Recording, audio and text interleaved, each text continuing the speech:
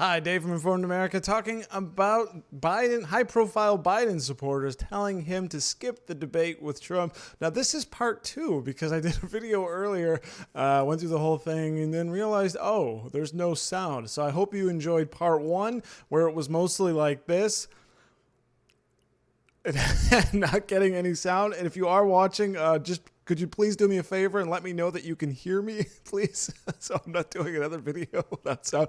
No, I did run some tests, and it was a setting issue in my program.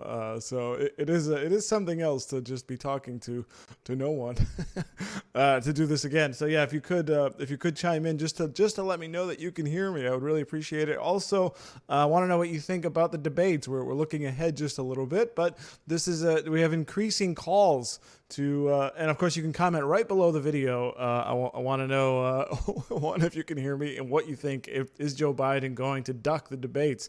Will Joe Biden debate President Trump? There's been increasing calls for Biden to skip the debate, citing COVID-19, and as well as Trump is such a bad liar.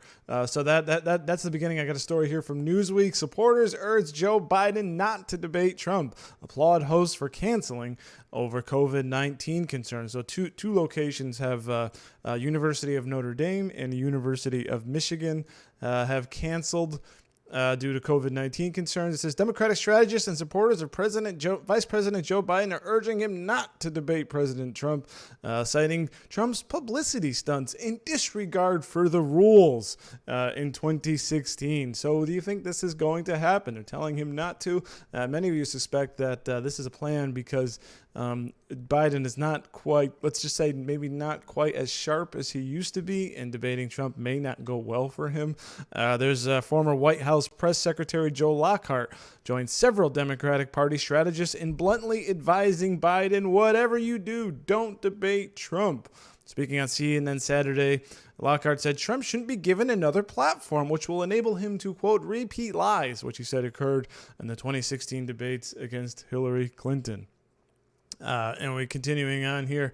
It says giving Trump that national forum to continue to spout, get him to 21 or 22,000 lies. I just think it isn't worth it for Democrats or for Biden. So they have people that are tracking the lies that Trump says, and it mentions here that So they want to do. They want to do fact checking in the debates. That's one of the conditions I've seen, is that so when Trump says something, the moderators have got a fact, ready to fact check the president to tell him he's wrong.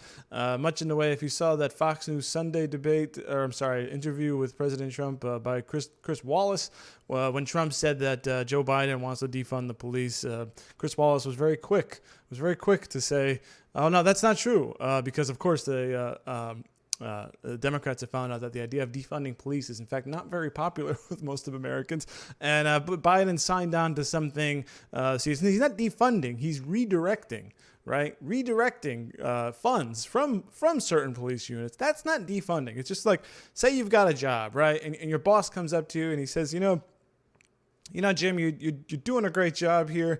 We love what you're doing, but what we're going to do here is we're going to redirect your salary to another department. And, don't worry, you're not getting fired. You're not losing your job. We're just redirecting the amount we would normally pay you into another department. So, it's going to be this semantic thing.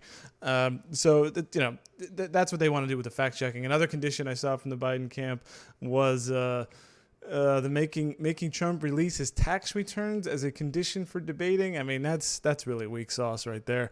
And it mentions here we've got three scheduled presidential debates. That's normal, and one vice presidential debate, and they're scheduled between September 29th and October 22. But as far as right now, there is no venue right now for a debate. So the Biden camp and prominent people are telling him not to debate Trump because, one, Trump's a liar. Two, COVID-19.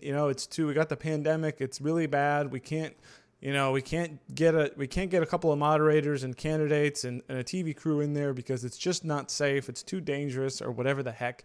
And they want to do the bunker strategy or the basement strategy, as it's been called. Keep Biden in the basement, just coast to November 3rd, and hope that enough Trump hate out there is enough for people to pull the lever for Biden and not have. I mean, right now Biden makes some appearances. He doesn't take.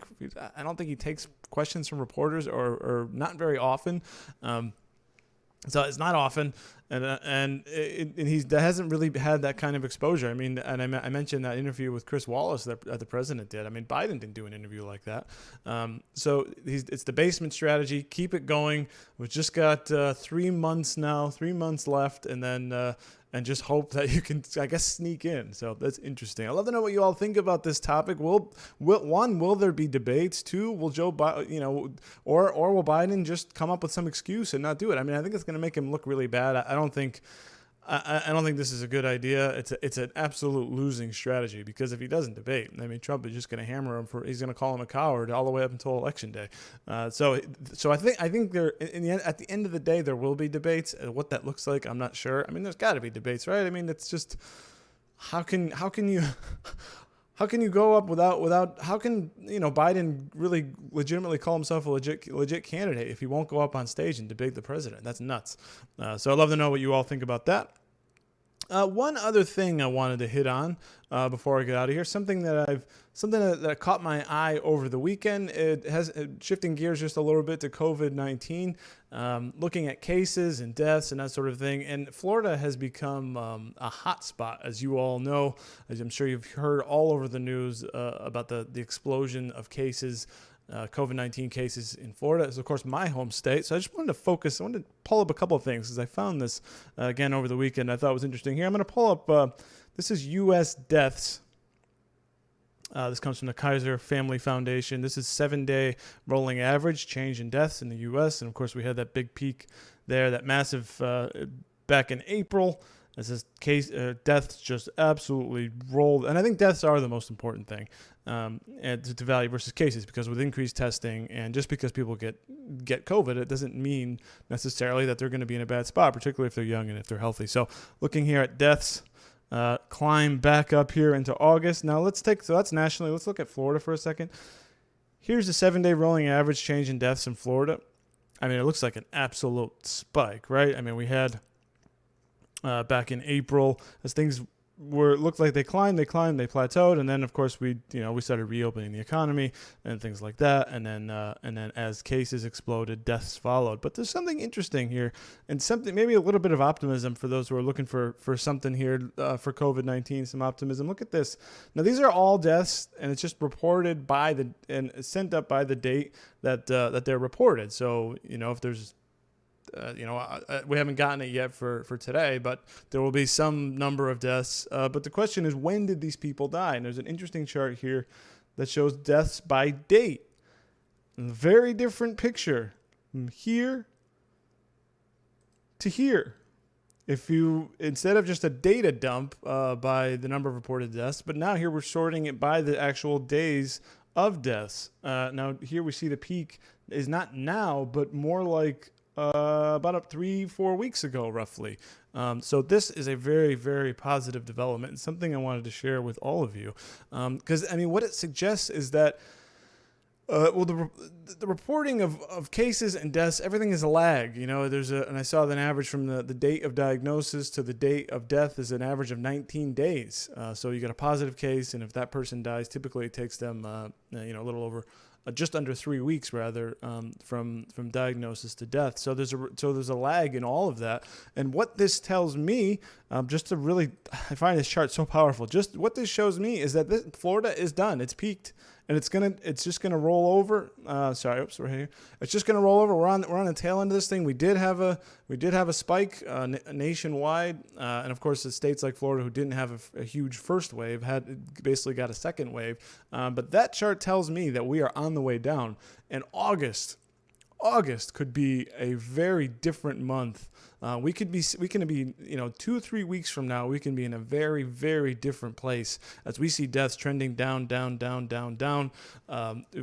gonna weather the second wave and hopefully start really moving along with the economy and getting things back to normal. So I did want to point that out to you before I get out of here, because I think it's a very important looking at deaths. A chart of deaths sorted by the date of deaths is far more important than some of these other things you've been seeing with these giant spikes. It's really important.